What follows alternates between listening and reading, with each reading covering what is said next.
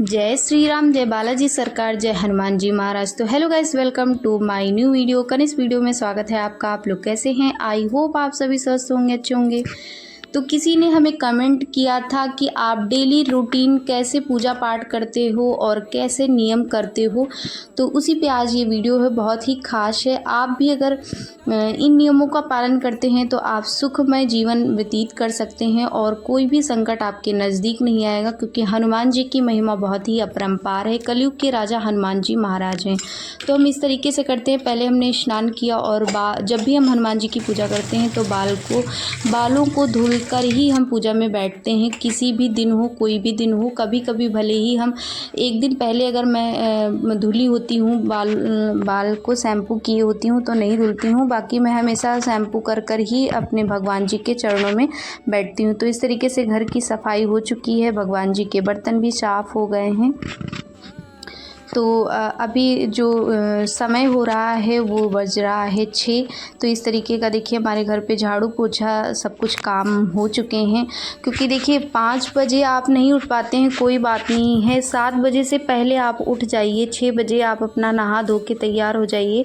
घर पे अपना जो रूटीन है डेली का, वो अपना काम वाम निपटाने के बाद आपको भगवान जी की पूजा करनी होती है। देखिए जब आपके घर में डेली भगवान जी की पूजा होती है, भगवान जी को साफ़ सूफ करके, ऐसे सफाई करके, आप भी अगर अपने घर पे इस तरीके से सफाई करके हनुमान जी और बालाजी हनुमान जी हैं तो भी, या भगवान जी कोई भी हो, अगर आप रोज़ डेली मंदिर साफ़ करते हैं, अपने घर का मंदिर साफ़ करिए तो वो बहुत ही प्रसन्न होते हैं। क्योंकि हम अपने शरीर को रोज़ स्नान कराते हैं, रोज़ साफ़ सुथरे कपड़े पहनते हैं, ऐसे ही हम भगवान जी को भी अपने मन से ही अच्छे से उनको लगे कि जैसे हम हैं वैसे ही भगवान जी हैं, तो वो वाकई में वैसे आपके घर पे निवास करते हैं। लक्ष्मी को सदैव अपने घर पे अगर बनाए रखना चाहते हैं, आप भी सुखमय जीवन व्यतीत करना चाहते हैं, तो इन नियमों का पालन करिए।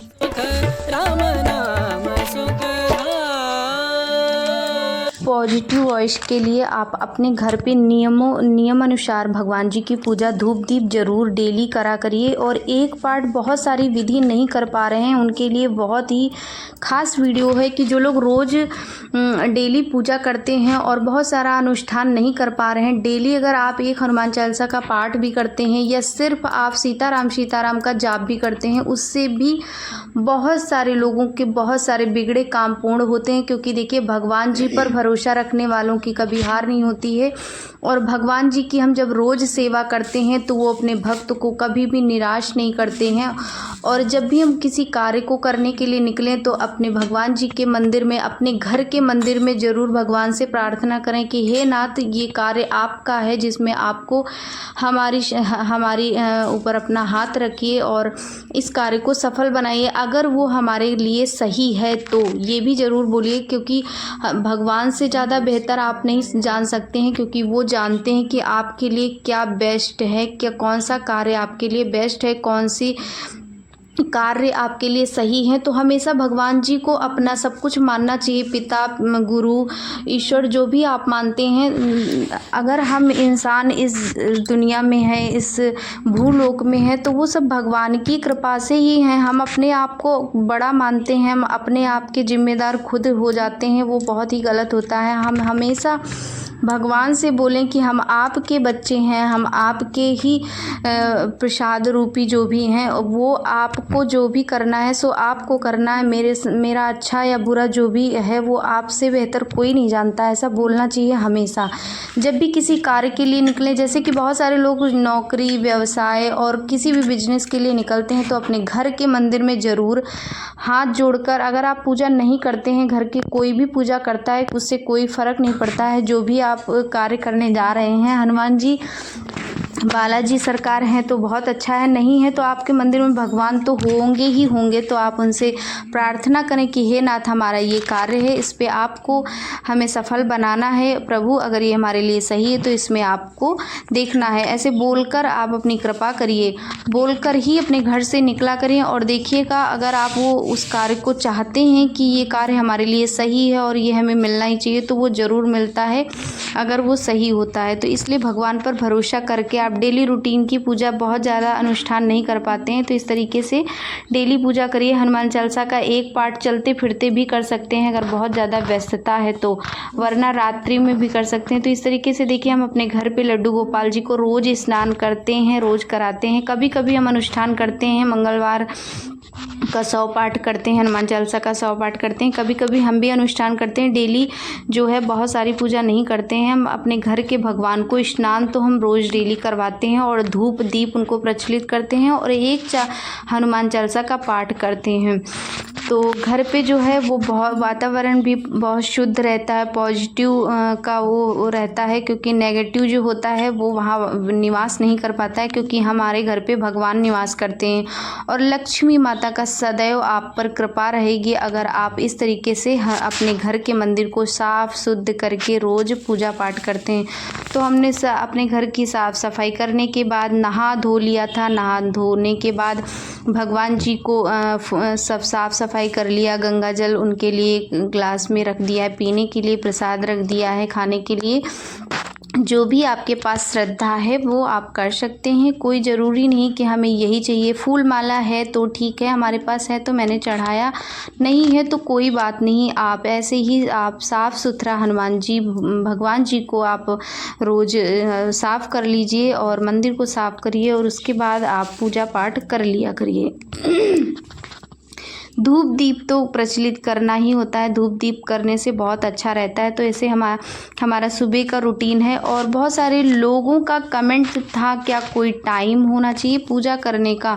तो देखिए गुरुदेव भगवान का बताया हुआ उपाय है कि कोई भी टाइम नहीं है, जब आपके पास टाइम मिले तब आप कर सकते हैं। क्योंकि देखिए हम जल्दबाजी में अगर पूजा पाठ करते हैं तो हमारा मन नहीं लगता है। मैं अपना खुद का स्वयं बता रही हूँ कि कभी कभी जब वैसे तो मैं डेली रोज़ सुबह पूजा कर लेती हूँ, क्योंकि टाइम निकाल कर, जैसे कि अभी बच्चों की छुट्टियाँ चल रही हैं तो हम अपना नहा धो के 1 घंटा सुबह पूजा पाठ कर लेते हैं अच्छे से। और जब छुट्टियाँ नहीं थी तो उनको स्कूल भेजने के बाद अपना जो भी था नहा धो के आराम से मैं पूजा पाठ करती हूँ, अपना खाना पीना बना लेती हूँ, उसके सुबह का नाश्ता भी कभी कभी बना लेती हूँ, उसके बाद मैं पूजा पाठ करती हूँ नहा धो के। क्योंकि देखिए मैं पूजा जल्दबाजी में नहीं कर पाती हूँ, मुझे अच्छा भी नहीं लगता है, क्योंकि मेरा ध्यान जो है इधर उधर ना भटके, इस वजह से हम काम निपटा लेते हैं। तो अभी मैं सुबह का 6 बज रहा है तो अभी मैंने सब्जी वब्जी बना ली है और घर की साफ़ सफाई भी हो गई है और बच्चे भी उठे नहीं हैं सो के, तो वो अभी मेरे पास बहुत अच्छे से टाइम है रहता है, तो हम अपना आराम से पूजा पाठ कर लेते हैं। इसी तरीके से आप सभी भी पूजा पाठ करिए, हमेशा 2 मिनट भी पूजा पाठ करिए पर मन लगा के। हनुमान जी के चरणों में, अगर भगवान जी के चरणों में बैठे हैं तो हमारा ध्यान सिर्फ भगवान जी पर होना चाहिए। जब हम कामों से निपटा लेते हैं, अपने काम ख़त्म कर लेते हैं, तो हमारा ध्यान फिर जिस कार्य को कर रहे होते हैं उसी पे होता है। और जब हमारा कोई कार्य अधूरा पड़ा रहता है तो हमारा फिर जिस जल्दीबाजी में कोई भी पूजा पाठ सफल भी नहीं हो पाती है, मन ही नहीं लग पाता, क्योंकि दिमाग हमारा ध्यान जो होता है वो कहीं और रखा होता है। इस वजह से आप पूजा पाठ का कोई समय नहीं है, जब आप बिल्कुल टाइम हो तभी आप अच्छे से करिए, कोई दिक्कत नहीं है। बहुत सारे लोग कहते हैं 12 बजे दोपहर में पूजा नहीं करनी चाहिए, रात्रि में पूजा नहीं करनी चाहिए। रात्रि को 11 बजे तक, सुबह से 4 बजे से लगाकर आपको रात्रि के 11 बजे तक आप बहुत अच्छे से पूजा किसी भी टाइम कभी भी करिए, कोई दिक्कत नहीं है। पूजा करने का कोई टाइम नहीं है, कोई वो नहीं है। भगवान हमेशा उपस्थित होते हैं और भगवान जी की दृष्टि हमेशा रहती है। तो इस तरीके से हम पूजा पाठ करते हैं, जो हमारा डेली का रूटीन है। इतनी पूजा मैं डेली करती हूँ जितनी ये आपको इस वीडियो में दिख रही होगी, ये मैं डेली करती हूँ। और शाम की पूजा जो है वो मैं धूप दीप प्रज्वलित कर लेती हूँ और चलते फिरते कभी कभी जब टाइम होता है तो मैं हनुमान चालीसा का एक पाठ कर लेती हूँ। नहीं होता है तो हम जिस टाइम हम नहा रहे होते हैं या जिस टाइम हम कपड़े अपना पहन रहे होते हैं उसी टाइम हनुमान चालीसा का एक पाठ करते रहते हैं, हो जाता है। और धूप दीप करने के बाद भगवान के चरणों में मस्तक टेक लेते हैं और बस हो जाती है हमारी पूजा। शाम की पूजा को मैं बता रही हूँ, इस तरीके से कर लेते हैं। कभी कभी टाइम मिल जाता है तो बाकायदा अच्छे से हम बैठकर ऐसे ही पूजा कर लेते हैं। रात्रि शाम को जो 7 बजे पूजा करते हैं, मतलब शाम को आरती करते हैं, उस टाइम भगवान को नहलाना नहीं होता है, सिर्फ धूप दीप करते हैं। तो देखिए हनुमान जी की कृपा अगर आप सदैव चाहते हैं अपने घर पे, तो ये थोड़ा सा नियम तो आपको करना ही होगा कि आप सुबह 6 बजे से पहले आप हनुमान जी की पूजा कर लें। वो बहुत ही पावरफुल हैं, कलयुग के राजा हैं। जिन्होंने कलयुग में हनुमान जी को पकड़ा है उनकी नैया कभी भी नहीं डूबती है, क्योंकि उनको वरदान मिला हुआ है राम जी सरकार से कि आप कलयुग में घर घर में पूजे जाएंगे और आपकी महिमा अपरंपार होगी। तो इसलिए हनुमान जी कोई साधारण भगवान नहीं है। उन्होंने राम के काज को भी संवारा है, श्री कृष्ण के काज को भी संवारा है। उन्होंने जब भगवान की मदद करी है, जब भगवान के कार्य को पूर्ण किया, तो हम आम इंसान की उन पर क्यों भरोसा नहीं कर पा रहे हैं। भरोसा बहुत विश्वास करना, बिना विश्वास के हनुमान जी की कृपा आप नहीं पा सकते हैं। हनुमान जी की कृपा पाने के लिए उन पर अटूट विश्वास रखना होगा। आपको कितना भी तूफान आए, कितना भी आपके ऊपर संकट आए, हनुमान जी के चरणों को नहीं छोड़ना है किसी भी हालत में। देखिए वो हमेशा अपने भक्त की परीक्षा लेते ही लेते हैं। कहते हैं कि जब आप परीक्षा में बहुत ही अच्छे से उनका पूजन करते हैं तो वो आप पर दया करते हैं।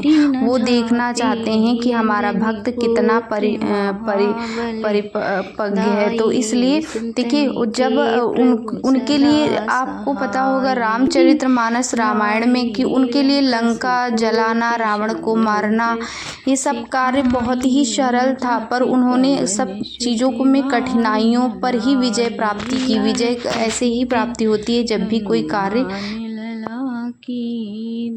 रोग दोषे जाके निकटी न झापे, अंजनी पुत्र महाबली। उनकी भक्ति और उनका जो आपके ऊपर दृष्टि है वो सदैव रहती है, और उनकी कृपा पाने के लिए आपको हमेशा संकटों में, कठिनाइयों में सामना करना ही होता है। कठिनाइयों से जब मनुष्य पार करता है तभी जाके भगवान की कृपा के पात्र बनता है। तो इसलिए कठिनाइयों में कभी भी घबराइएगा नहीं। हमेशा हनुमान जी की पूजा और किसी भी भगवान की पूजा कर रहे हैं, सभी की पूजा आप निरंतर करते रहिए। कठिनाइयाँ तो देखिए, दुख सुख जो है वो मनुष्य जीवन का संघर्षमय जीवन तो होता ही होता है। दुख के बाद सुख, सुख के बाद दुख, ये तो हमारे भाग्य में ही लिखा होता है। मगर हम जब भी भगवान की शरण में आते हैं, जब हमारे पास दुख होता है, और वो चाहते हैं कि हमेशा हम खुश, दुख हो या सुख हो, हमेशा हमारा भक्त हमारा होकर रहे। तो इसलिए वो कठिनाइयों का सामना तो करना ही पड़ता है, पर उन कठिनाइयों को जो पार कर जाता है उसकी विजयी होती है, और वो कृपा के पात्र होते हैं। तो जय श्री राम, जय बालाजी सरकार, जय हनुमान जी।